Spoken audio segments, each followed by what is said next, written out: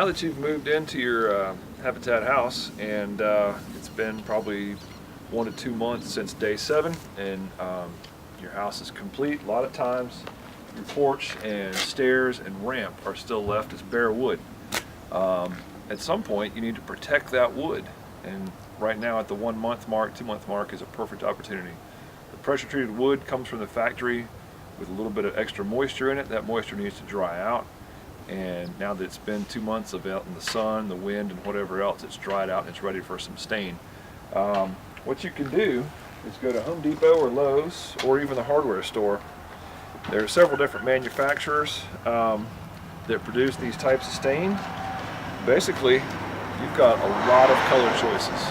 They have opaque stains so that you can't really see the grain of the wood. They have translucent stains so that you can still see the grain of the wood. There are many different colors. When you go to one of these stores, you can ask the associate to try to explain to you some of the different choices. But basically what it is like a really thin paint. And so it comes in the same can as the paint that you use to create your or to paint your house on day 4, 5, and 6, but it's very runny. You can still use the same products. You can still use a paintbrush, you still use a roller and a roller pan.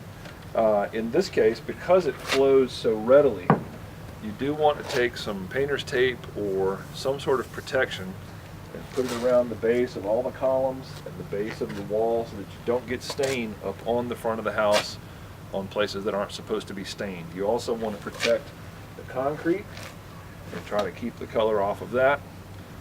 Sometimes it takes 2 coats to get good protection, and so what you want to do is do 1 coat, work your way off the surface, and then at the time of the 2nd coat you'll start again and again paint your way off of the surface so that you're not walking back through where you've already painted.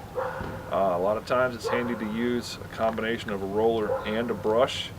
Use the brush for the tight areas up in the corners and use a roller for the big areas out in the field.